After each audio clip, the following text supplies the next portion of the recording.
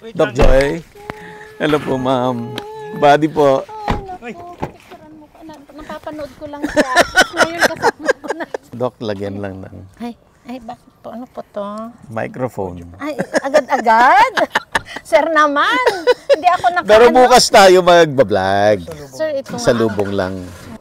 Papanood ko lang na ngayon nandito na. Thank you so much po for Thank coming. you rin, ma'am. Napakalaking privilege sa amin kasi yung aming tissue culture laboratory hindi naman in pa dito sa Pilipinas. So hopefully na through you tayo.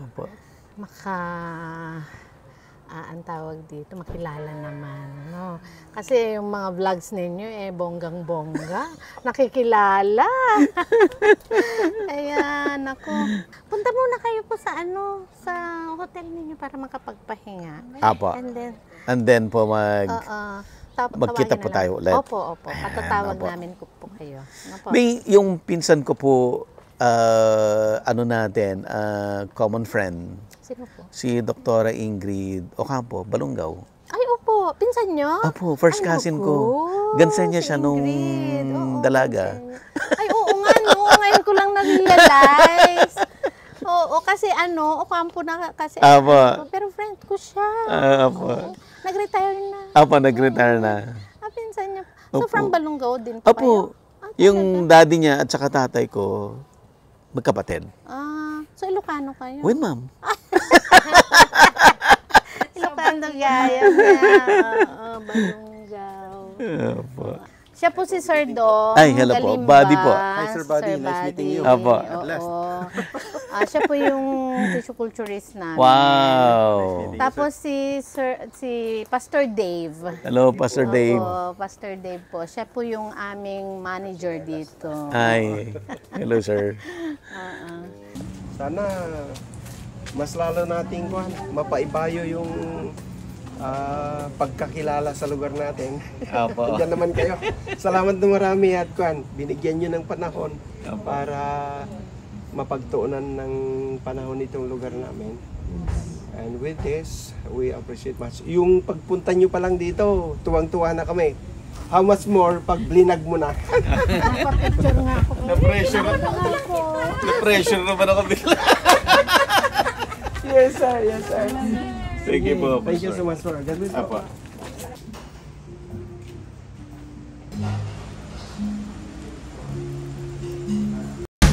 Gusto mo bang matuto ng agribusiness, crops, livestock and poultry, aquaculture, at ma-inspire sa mga success stories? Agribusiness, how it works! As a YouTube channel, Agribusiness features entrepreneurs, farmers, organizations, OFWs, investors. However, beyond our usual content and official endorsements, Agribusiness does not engage in other business dealings with them. While our viewers and featured individuals and entities may choose to pursue business deals with each other on their own, we encourage them to be cautious in doing so. Hello po. Mother po ni Dr. John. Hi, hello ma'am. Si Sir Buddy po, Morning yung vlogger. Ay, vlog. Ako po. Apo. Punta lang po kami sa laboratory, mami ha. Okay. Bale, ito yung lab, sir. Dito tayo sa culture room. Ito may lang po kami dito. Disinfectant. Tapos bonus lang. And then pwede na natin ipasok. Buti nakapunta ka.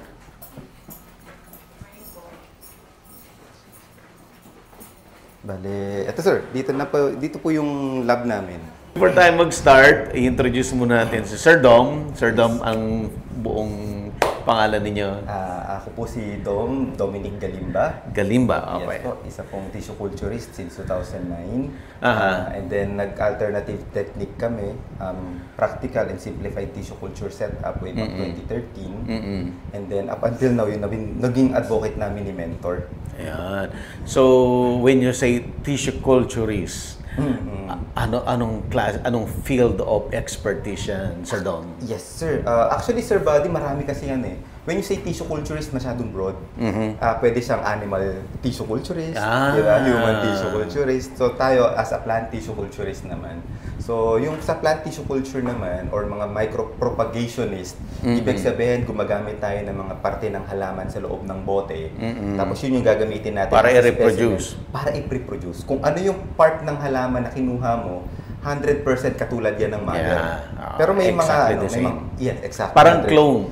Clone, 100% clone Okay, yan. 100% clone. Iba naman kapag seeds yung gagamitin mo, pwede pa rin natin maparami yung halaman kung gagamit tayo sa seeds. Pero hindi siya 100% kasi... magbabago yung characteristic niya. Yes, Kasi magbabago result na. ng dalawang parents. Yes, Ayan. yes. Sir Dom, andito tayo sa laboratory Oh yeah. ng... ng Risati or yung Rio Totars Tissue Culture Laboratory dito po sa Villasis, Pangasinan. Yeah. Isa po ito sa mga na kinikater na training center ng Risati Okay. or yung Rio Totars Institute of Science, Arts and Trades.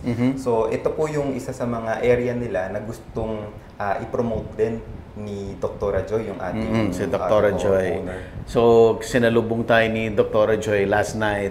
Yes, But mamaya-maya, makakasama natin ulit. Of course, of course. Okay, Sir Dom. Ito bang tissue culture lab ninyo is the biggest in the Philippines? Okay, thank you sir. Bale, actually hindi siya pinakamalaki, Okay. pero isa siya sa mga pinaka-revolutionized tissue culture laboratory setup. Why? Kasi unang-una, when you say tissue culture laboratory, medyo scientific ang approach, no?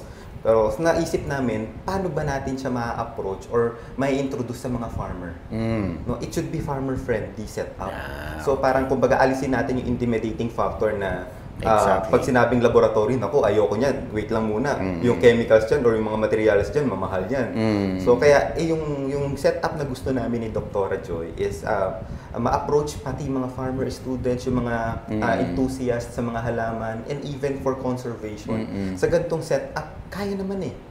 So hindi natin kailangan mamahalin. Ang mahalaga, the result's still the same. The Ang same. halaman, yes po. Yeah. So, ibig niyong sabihin, Sir Dom, gusto nyo ang tissue culture ay abot kamay ng every Filipino. Every Filipino. It's a Filipino owned technology siya na dapat maging proud tayo na meron ganitong setup na yes, mukhang mumurahin. Pero pagdating sa output, sa result, yun naman yung kailangan natin makita eh. Napuproduce ba siya? Napaparami ba siya? Nakuklone ba siya? At yung result ba, kung gagamit ka ng gantong setup or yung mamahalin na setup, pareho lang ba rin ng output? So yun yung, dun po siya nagmamatter. Actually, isang magandang business sense, kung business din lang pag-uusapan, ay hindi importante yung nagpapa-impress ka, but yung result talaga, yun talaga ang importante. Lalo po kasi Sir Buddy, privately owned company ang Risati, no, ang Rio Totars Tissue Culture Lab. So, yung fund na nagagamit hindi naman totally funded ng government. So, sariling bulsa ng may-ari. So, kailangan ma-utilize siya, especially for the equipments, materials, and even chemicals. Kasi chemicals, pag sinabing tissue culture, dapat ang chemicals mo laboratory. Yan, di ba? Mga ganon. Exactly, ini-import siya. So, gumawa kami ng other way na even the farmer can do their own setup, pati yung mga fertilizer grade chemicals lang or technical grade, pwedeng yun yung gamitin nila as alternative para mabuhay yung halaman sa loob ng bote. NPK or macro and micronutrients lang din naman yan eh. So, yun yung kinikater namin. So far, so good kasi napaparami natin yung mga halaman sa loob ng bote. Okay, Sir Dom. Puntahan natin. Okay, sir. Pero bago tayo pumunta doon, dito tayo ngayon sa tinatawag naming transfer room. Okay. So, yung transfer room na po na to, dito namin kinakandak yung pagkuklone ng halaman using this kind of setup. Ito po yung ginagamit namin. Ito yung unang-unang setup namin. Acrylic box lang siya. This is the alternative setup or alternative for the laminar flow hood. Ito po is dinonate sa amin ng Akita. Yung isa sa mga friend namin and trainee din natin. Ito po yung laminar flow hood. Sabi namin, sige para makita nila yung difference ng output. So, gumagamit kami yan and at the same time, gumagamit po kami ng mga itong mga transfer cases na ginawa lang using acrylic box. So ito ay somehow improvised, Doc? Ay, sir? Yes, Sir Dom? Opo. Okay. Improvise siya kasi we call this still air cabinet kasi wala siyang movement ng air. Wala rin siyang HEPA filter. Ang HEPA filter kasi yung pinaka-essence ng mga machines ng mga laminar flow hood para maganda yung yung labas ng hangin. So yung possible circulation ng hangin na madumi na ilalabas niya. So kung sakaling mahirapan tayo gumawa ng ganun or mag-avail nun, medyo may kamahalan So, ang gagawin na lang natin, tuturuan natin yung individual paano gumalaw ng yung kamay nila dito sa loob ng bote. Na hindi sila nag-criss-cross, paano yung malinis na kamay para at least wala silang contamination. Ang kalaban naman natin dito, yung hindi natin nakikita So, nagmamatter yan dun sa aerobic situation natin. Meaning, galing sa hangin lahat ng mga possible contamination. So, yun po. Bale, dito namin siya ginagawa sa transfer room or sometimes they call it dissection room or inoculation room. Ito na, yung laboratory. Wow! So, dito po, ito po yung culture area namin. Dito namin nilalagay or display or ini-incubate yung mga kinuklone namin na halaman. So, from one plant, pwede namin siyang maparami into more than a plants. More than one plant. So, ibig sabihin, sa isang halaman, nag-start lang naman kami, sir. Around last 2 years ago, around 1 plant lang. Tapos naging 40 bottles siya. So ngayon, we already have more than 3,000 mother flask na eventually naglalabas na kami. Pero minimize lang namin ngayong summer kasi mataas ang mortality kasi super init dito sa Pangasinan. So yun. Pero buhay pa rin naman yung halaman. Tsaka nag-start lang kami sa isa and you never know kung gaano nakadami siya. Kaya masarap siya sa simula. Ibig sabihin, Sir Dom, okay, from... Di ba nag-transfer tayo doon sa what they call that? The transfer room, the transfer room. Transfer case. So, parang iisa yung linagay mo per bottle? Yes po. And then, doon magmumultiply siya? Doon na magkakaroon ng multiplication. Ito yan, dumami siya ng ganito kadami? Yes, sir. And then, ito, i-break mo ulit to? Hihimay-himay na natin Himay-himay mula to. Yes. Para maparami pa ulit natin yan. So, eventually, ang ginagawa namin, since hindi na kaya ng individual yung ganun kadami, yung kalahati or yung 70% of the output, pinapaugat na namin. And then the 30% or 20%, yun naman yung kinuklone pa rin namin. Para at least ma-utilize nila yung trabaho. When you say nagpapaugat ka na, ito na yung going to the normal condition na. Yes po. Kumbaga, growing the plant already. Growing the plant. Kasi hindi pwedeng, ito, like for example, puro shoots lang siya. Very few yung mga ugat po. So ang tendency niyan, kapag ganyan, kapag inilabas mo, hindi niya kayang ma-sustain or hindi niya kayang maging stable sa natural environment niya. Kaya ang kailangan po namin, ililipat muna namin siya sa still, media pa din na merong rooting hormone. Para at least mag-induce na ng ugat bago namin siya i-acclimatize. Okay. Sir Dom, dito sa stage nito, pang ilang steps na ito doon sa tissue culture? Yes sir. Ito po mga nasa 4 cycle na po siya ng cloning. Usually kasi kapag ka mga ornamental plants, wala yung, for us, as long as kaya mo siyang i-produce, okay lang.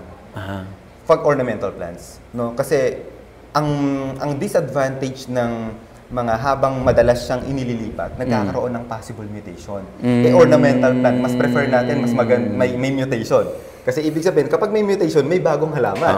At kapag may bagong halaman, may bagong registration.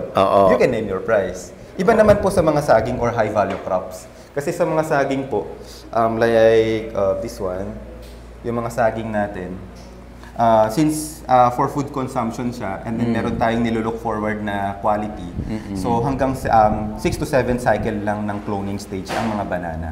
Pero dun pa lang sa kahit 5 cycle or 4th cycle pa lang siya ng cloning, ang dami na takagad namin na ipoproduce. So ang ginagawa namin, yung kalahati, paugatin na namin, like this one na. Paugatin na namin siya. Ayan. Wow. Tapos yung iba naman, ina-undergo pa rin po namin ng cloning. Kasi dito po sa tissue culture, hindi mo siya pwedeng i-combine yung cloning at yung rooting.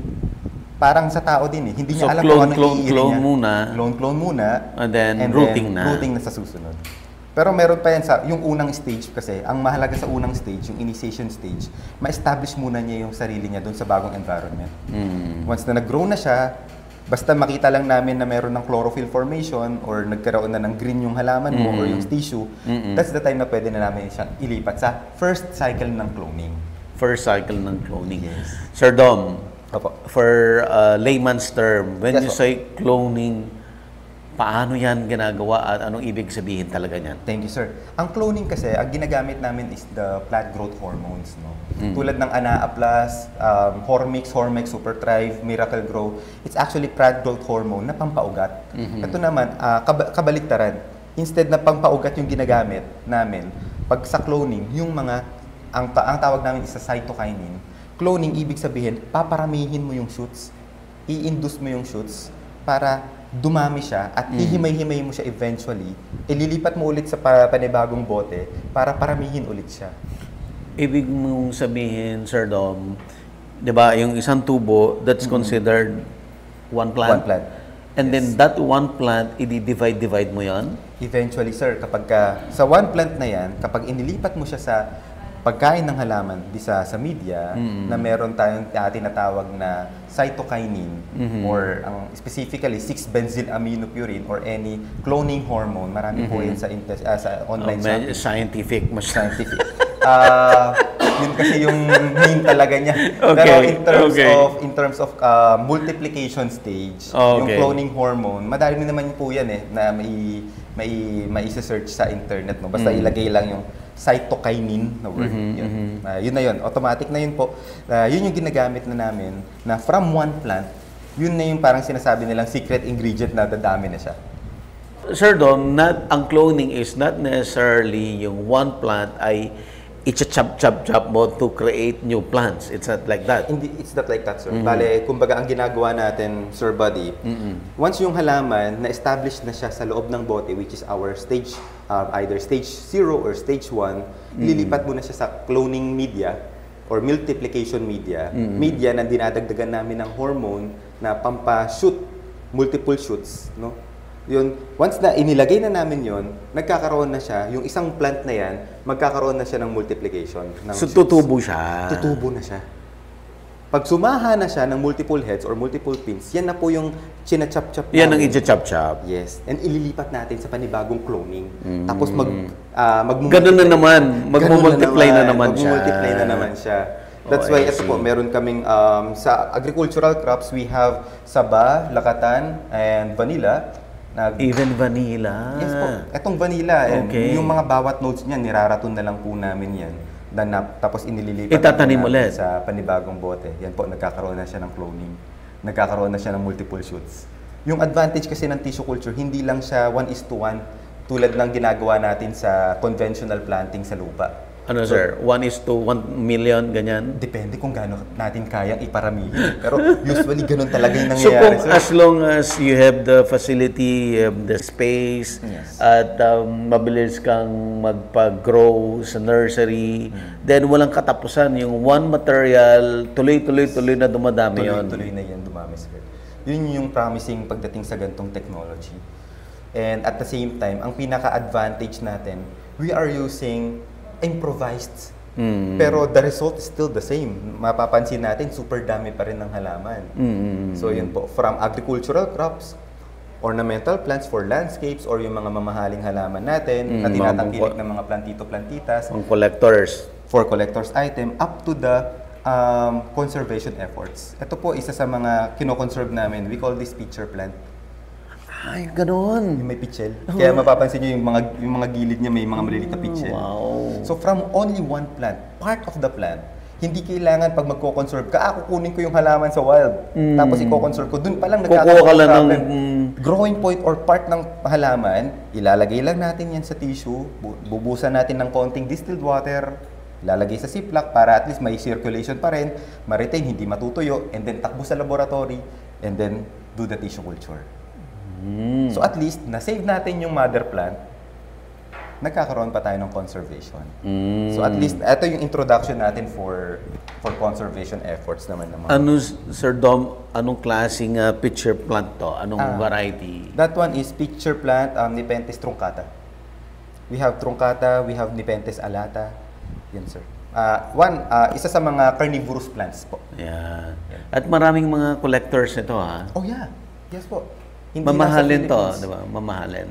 honestly, mas prefer kasi ng mga nasa ibang bansa na yung mga species natin. Tapos ang ginagawa nila, hina-hybrid dun sa species hybrid nila. Tapos bagong klaseng hybrid naman yung nangyayari. Kaya nagkakaroon Nagki-create ng ibang itsura. Nagki-create ng bagong itsura, nire-register nila under their name or kung si ano man po. And then eventually, medyo may kamahalan kasi bagong halaman. So Sir Dom, let's say for example, itong conservation, total na mention mo na rin lang na yung kanina, yung word na mutation for ornamental plants, yes, diba? yes, So, yes, sir. doon nagkakaroon ng magandang presyo. Tapos, ito, pwede mo rin siyang i-hybridize through dito sa ginagawa ninyo? Oh yes sir, through mutation breeding naman po. Through mutation breeding. So, ibig sabihin, kung through mutation breeding, gumagamit tayo ng gamma irradiation, either UV light lang dito sa bahay, dito lang sa loob. Yung UVC natin pwede naman, or yung gamma irradiation ng Philippine Nuclear Research Institute ng DOST. Mas maganda kasi yun kasi hindi nagba-bounce back dun sa glass yung kanilang irradiation or yung gamma. So, sa ganun kasi sir, once na halimbawa ang plant, kapag sinubject mo for gamma irradiation, ang tendency, yung DNA, masisira. Yun naman kasi talaga yung purpose ng gamma eh. Once na... nasira yung DNA niya. Nasira yung DNA ng plant. At once na nag-survive siya dun sa frequency ng gamma or sa irradiation na yun, once na bumalik siya sa... magre-recombine yan, eventually, yung pagka-recombine yan, hindi na sa dating Ibang DNA na yan. Bagong DNA. Kapag bagong DNA yan, we're talking about new plant already. Wow. So, yun yung ang advantage ng tissue culture in terms of mutation breeding, sir. Since we're talking about cells na nagpo-produce dito sa loob ng bote, mas mapapabilis or yung waiting time natin from 4 to 6 years na hihintayin mo yung output kapag conventional planting. Ito sa tissue culture, basta mabuhay siya, makita mong nag-survive siya dun sa certain frequency ng gamma, ibig sabihin, may possible mutation na nangyayari dun sa loob ng bote. So, dahil may mutation na, i-grow mo siya ngayon sa labas to observe ano yung mutation na nangyari sa kanya. Ano yung mutation na nangyari. Hindi lang natin ini-include lang dito yung about sa variegation ng plants. We're talking about all the morphological structure ng halaman. Pwedeng pumunggok, pwedeng lumaki, magkaroon ng curve yung dahon, magkaroon ng laki ng picture or lumit lalo, yung kulay. So marami kasing possible changes kasi pagdating sa mutation breeding, sir. Wow. And then, from there, doon sa nursery mo, you choose na ano yung gusto mo, Yes. ano yung di-discard mo. Yun yung di-discard natin. Ito, pangit to. Pero minsan yung pangit, yun pa yung mas Yung pala yung mahal, yung pala yung maganda, yung pala yung unique. Yes po. So yun, kapag nag-select na po kami ng mga bagong variety ng halaman, ito maganda yung mutation, kitang-kita siya. Yun naman po yung ibabalik namin sa loob ng bote for cloning. So yun supposedly ang next na itatanong ko. Kasi pag nakagawa ka ng specific na plant, na bagong plant, paano mo siya pararamihin? Yun pala, ibabalik mo ulit Ibalik mo dito lang, sir. sa laboratory at i-clone mo na siya. Pero parang ang daling sabihin, no? Pero as tissue culturist kasi, nagmamatter din doon kung paano mo siya ilalagay ulit sa bote. So meaning to say, nagmamatter dyan, sir, yung paglilinis, surface sterilization ng halaman, dapat malinis din, walang mikrobyo, or walang possible contamination na nakakapit dun sa specimen mo bago mo siya ilipat dun sa loob ng bote. And then once na successfully nag-grow na siya, ayan, 100% yan. Yun na yung ating outputs eventually. Wow. Na-mention mo yung ornamental plants. Yes, sir. So anong mga ornamental plants yung andito ngayon? Alright, we have mga philodendrons. Okay. Ito po, makikita natin may mga variegation na po yan. Ah, And then, yung nakikita iba mo na naman, dito. wala pang variegation. So, nagkakaroon kami ng selections ng mga possible variegation ng plants, no? Tapos, sinisave din namin. Halimbawa, may nakita mo, ay, may contamination. Kaya pa ba namin yan i-save? So, yun yung ginagawa namin. We have ornamental plants na na medyo may kamahalan yung presyo. Tapos ang purpose ni Doc, gusto niya bababaan natin yung presyo. Hindi dahil gusto nating sirain yung market, kundi para marami ring meron na tumatangkilik pa. So sa ganun, at least mas mapaparami plantita, mas marami tumatangkilik sa gantong industry natin. So, yun po. And then, meron din po kaming mga other ornamental plants na pwede naman po for landscaping. Kasi meron tayong mga kaibigan din na landscapers before pa, na sabi nila, sir, paano mo ba kami matutulungan na na iba naman po yung nakikita ng mga client Exactly. Yan po yung number one na problem ng Pilipinas. Walang innovation. choices. Walang choice. Wala. Kung anong nakita mong plant 20 years ago, yun pa rin yung As plant is where it is, available. yeah. Samantalang ang Thailand, Yes, di ba? diba? Every month year, every yata, month. Yes po, may nilalabas 6 sila. months, may bagong plant. And then, hawak nila kung magkano nila ilalabas yun. Gulat nga meron yung mga may mga nakikita ko na wild plant sa farm na actually hindi naman considered wild kasi may mga may halaman na noon na sobrang ordinaryo lang sa mga paligid nila. Sa kanila, iba na itsura. Ang super ganda na. Yes, sir. Honestly, may mga Grabe. ganyang factor din. Isa sa mga trainee namin na pumunta ng Netherlands, sir, pumunta siya sa mga flower market. So, yung mga tulips, andun sa labas, naka-display. Alam mo yun, nandun sa cabinet na naka-transparent na door, makahiya. Yung makaya natin. Kasi, bago sa kanila yun eh. Sa atin, bago sa atin yung tulips, di ba? Yun pa yung ilalagay natin. Tinatapak-tapakan nga lang natin yung mga makahiya dito. So, may mga ganong factors, sir. Kasi iba yung, wala din sa kanila yun eh. Kaya tinatangkilik nila. So, same goes with us na tayo naman, tinatangkilik natin yung meron sa kanila na para sa kanila wala lang yan. Yung makaya ho ba ay na-try niya na dito sa laboratory? Nag-try kami through seeds, sir. Pero Seeds. unfortunately, hindi pa siya nag-grow. Pero hindi siya focus kasi eh. Okay. Hindi namin alam kung paano siya i-market. Kasi kung dito siya sa Philippines, malamang sa Andyan malamang lang. walang worth yan. Okay. Unless magkaroon ng variegation. Yes. Ang laki ng difference. Kahit sabihin mong kangkong yan. Pero pag variegation yan, ewan ko kung magkano na presyo yan. Ganun yung factor ngayon sa labanan ng mga halaman, sir. Okay, so the ornamental plants, the crops. Yes, sir. Mga Okay, agricultural agricultural crops. crops. Meron tayong mga sweet potato din. Oh, okay. And we also have here yung mga onions natin. Pati onion po. Onion. Opo. Kasi through high-value crops, the reason why tinitissue culture natin ang mga high-value crops is to isolate the virus. Once in-isolate natin yung virus dun sa vascular vessel, yung vascular vessel yung katawan ng halaman. So once na na-isolate na natin yun, 100% ang ganda ng tubo ng inyong high-value crops. Tulad ng ginagawa ng mga kababayan natin sa Davao na nag-export ng mga saging, ng mga Cavendish. They do tissue culture para 100% maganda yung quality, pero eventually, hindi sila 100% after harvesting several puso ng saging, several plants. Pinupugot nila yon. Pag pinugot nila yon, may tutubo na panibagong saha. Yung panibagong saha, yun yung tinatanggal nila at nililipat nila for tissue culture. For virus isolation ulit, through tissue culture. Oh, I see. And then, the conservation. Yeah, the conservation part, ito po, we have the Pitcher plant? pitcher plants. Meron din po kaming mga orchids. Orchids? Yes po. Ito, ang ginagawa namin ngayon sa mga medyo bansot lang dahil nag-start ulit kami from mother plant na isang piraso. Galing po yan sa mismong plant, not the seed ng waling-waling. Yung waling-waling yung nasa waling-waling puso na to. Opo. So, pinaparami natin. Kaya napapansin nyo maraming mga tuldok-tuldok. Ang mga plant na yan, per plant po yan. We call it protocorm. So, yung mga protocorm na yan, eventually magiging halaman siya. Trivia po, yung waling-waling ay native natin dito sa Pilipinas na orchids na maganda. Pero, ang kaya mas sumikat siya kasi perfect na parent siya. So, nung nakuha ng mga Thai, breed nila doon ay super gaganda nung lumabas na anak. Yes po. Yun ang... Tsaka isa sa mga favorite nilang breeding material is waling-waling. Talagang tinangkilik nila tsaka ang gaganda. Tapos yung mga orchid na yon, yung mga Vanda orchid na yan, babalik sa Pilipinas, ang mahal-mahal. Yes.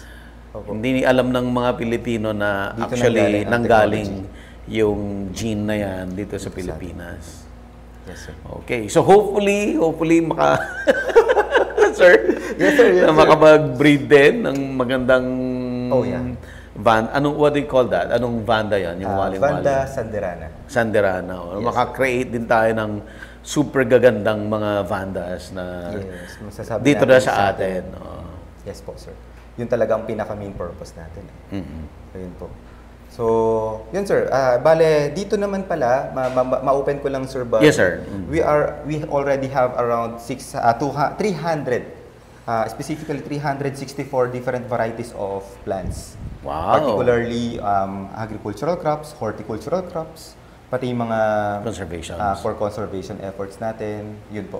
Kaya yung staff natin, instead na paramihin natin yung staff dahil siyempre another labor intensive yan. Kaya ang ginagawa na lang namin, ilabas na lang namin. So nilalabas po namin yan sa mga acclimatization and grow out area natin na titignan natin mamaya sa labas. Ito to, bakit plastic to? Oh yeah, ito sir. Kasi since marami kaming space dito, ang ginagawa naman po namin, dito na lang namin ina-acclimatize yung mga iba't ibang halaman namin. So we call this Biblis liniflora. Ang Biblis liniflora po ay isang carnivorous plant din na ang trapping ability niya, kung mapapansin niyo may mga small juice dun sa katawan ng plant. Yan actually is mucilage, no? Bale, masyado siyang malagkit sa mga flying insects. So yun yung nagiging trapping ability niya. Trap siya. Trap po niya yan. Bale, yun po, instead na ilabas namin siya kasi medyo may kainitan sa labas, meron pa namang another space dito at may ilaw, dito na muna namin siya ina-acclimatize. Ayun, sir. Ano pong itsura nito pag adult plant? Actually, ganyan na ganyan din po siya, sir. Tapos masyado siyang bushy. Tapos makikita mo kapag nasisinagan siya ng araw, para siya nagki-crystallize kasi dahil doon sa mga juice niya. That's why they call it rainbow plant. Ito naman po, mga Batik. allocations namin, Odora Batik came from Vietnam. So, ang ginagawa naman po namin, in-acclimatize na lang po namin siya. Actually, nasa pot na po yan. Nung kinuha namin po, para lang ma-adjust namin yung relative humidity, hindi magkaroon ng stress, nilagyan na lang muna namin sa dome cups. Yan. And vanilla. And the vanilla po. Mapapansin nyo, iba't ibang klase yung formation ng vanilla. Ito po, nilagay namin, pampaugat. Rooting hormone po ang ginamit namin yan. Kaya mapapansin nyo, ang hahaba na ng mga ugat niya. Yan po yan. Ito po, hindi po kuntam yan ha. Ayan po yung ugat niya. Tapos Ugat yung velamen niya. niya. Yung parang mga cotton-cotton po. Kaya ang hahaba niya. Pero pwede mo pa rin niya i-clone kasi ratuning lang naman po yan node by node. Tapos, ito rin po is another vanilla. Ito naman po, iba naman yung mukha siyang hindi vanilla, no? Pero nagfo-focus naman siya dun sa pagpaparami ng shoots, hindi sa ugat. So makikita niyo yung difference nila. Ano yung effect ng pagpaugat, ano yung effect ng pampashoots. Pero exactly the same plant po yan? Exactly the same plant po. Wow. Vanilla planifolia po. We have variegated saging na nanggaling dun sa mismong lakatan mismo. Talaga? Ito. Na-variegate niyo yung saging? Nagkaroon ng mutation kasi ang tagal na namin na Ayan, no? Kaya nagkaroon na siya ng variegation. So, ornamental plants na to, ha? Ornamental plants. Namamahalin. Na-edible. Namamahalin. Although may mga Wow. lumalabas na rin po mga variegated na saging sa Thailand. May mga tinatawag silang AA Florida, ganyan. Tapos may mga Musa Nono. Pero yan kasi exclusive na galing po dun sa lakatan natin. Kailan niyo pararamihin to? Actually, nag-start pa lang po kami. Ngayon, ongoing na po yung cloning namin yan. Gusto kong magkaroon nito. Bibigyan ka namin, sir. Ganda. Yes. Variegated. Opo. Yan. Sure kami na lakatan yan kasi nanggaling talaga doon sa mutated na lakatan. Through selections. Dito mga monstera pa, mga philodendron pa rin po namin. Variegated din siya. Oh. Yes po. And then dito sa part na po na ito, sir, meron kaming other alocasia. Ayan po. Mapapansin nyo namumuti yung iba pero variegated na po yan. So, Wow. iba talaga ang presyo ng variegated sa normal plant. Ang laki ng difference. So, yun po. Pero hindi pa natatapos dun dahil habang nagkakaroon ng variegation yung plant, yung mga tissue culturist, siniselect pa nila ano yung pinakamagandang variegation. At yun yung i-clone pa rin ulit nila. Kaya nagkakaroon tayo ng iba't ibang variety ng mga monsteras. Like for example, this one. This one is Monstera Thai Constellation. And then we have the Thai constellation na mint kasi yung pattern ng kanyang variegation ay mukhang mint. Yan. Meron naman cream brulee. Yun po. Meron ang pinakamahal po ngayon na binebenta sa Thailand is the Monstera Thai Constellation Devil. Yung variegation niya mukha talagang parang ugat ng vampire dun sa leaf niya. So, dun po nagbabari yun. Through tissue culture din pa rin po natin nakikita yun, sir. So, yun po. Pag lumaki ito, more on white siya? Yes, sir. Possible, sir. Wow. Ang ganda. Pero ang disadvantage kasi ng white, mahina siya, matakaw siya sa food. Mahina Matakaw siya. sa food. Yes, sir. Kaya ang gusto natin, at least kahit paano, meron paling formation May ng green chlorophyll. pa rin. May green pa rin siya. Yes, sir. Sir Dom, na-mention mo kanina na si Dr. Joy, ang vision really is yung mas maraming tao ang magkaroon Yes. ng collection, magkaroon sila ng plant. Okay.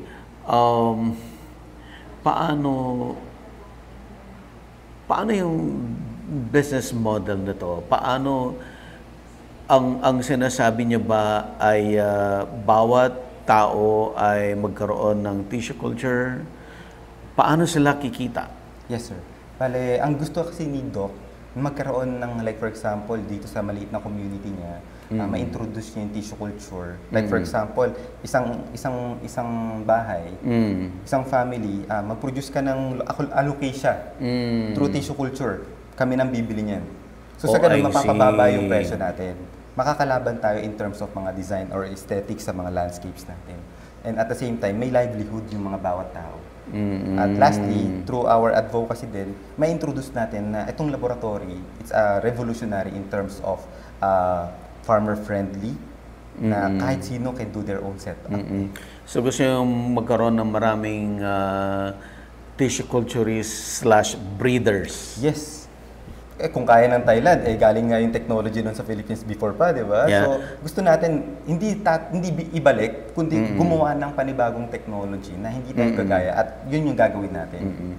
Sir, ikwento mo nga kasi doon pa ulit-ulit na laging sinasabi natin na ganito, nag-aaral sa ganyan dito, ganyan. Tayo nag-start. So, ang kwento ng tissue culture ay nag-start din sa Philippines. Yes. Nag-start din sa Philippines. That was way back 80s, no? Okay. With Dr. Saplala ng The Green and Grow. So, shout out po sa mga nasa UPLB ngayon na kilala pa si Dr. Saplala ng Green and Grow. So, through him, nagbibigay sila ng training all over the Asia. I'm not sure kung abroad. Paano ko nalaman? Through my mentor. Kasi yung mentor ko yung empleyado ni Dr. Saplala before, which is si Mr. Ray Ong. So, siya po yung nagkakandak ng training. And then, ang mga participants niya before, yung mga Thai, Japanese, Taiwanese. So, yun yung, kaya nagkaroon ng tangkilik at nalaman nila na meron palang waling-waling na pwedeng i-breed sa mga orchids nila. Kaya mapapansin natin, marami ng mga orchids sa, kilala pa, mga Taiwan, mas kilala nila. Na nag-orchid, di ba? Pati mga Thais, no? So, galing yun lahat sa Philippines. So, nagtataka tayo, after a while, hindi na natin napagtuunan ng pansin ang tissue culture. Tinatangkilik na lang natin yung plant na. Nung plant na nagaling sa iba. Sa iba. Pero, yung na-breed na nila. Yes. Pero ang pinanggalingan talaga niyan, ang nag-origin is tayo pa din. So instead na i-revive natin, hindi i-revive. Kumbaga magkakaroon lang tayo ng konting revision para tangkilikin naman natin yung sa atin. At buti na lang andito kayo ngayon. Yun talaga ang isa sa mga advocacy namin, Sir Buddy.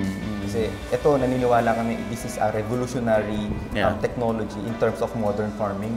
Not only for agriculture, but also horticulture, floriculture, even forestry, no? So, advantage talaga siya. May mga na-feature po ako ng tissue culture lab, but ko-concentrate sila for agriculture, specifically for banana. Yes, sir. Yeah, but for horticulture, yes, sir. Yun po. Bale, yun yung ginagawa namin dito sa laboratory ni Dr. Joe. Agribusiness merch is now available on Shopee and Lazada. Agribusiness, how it works.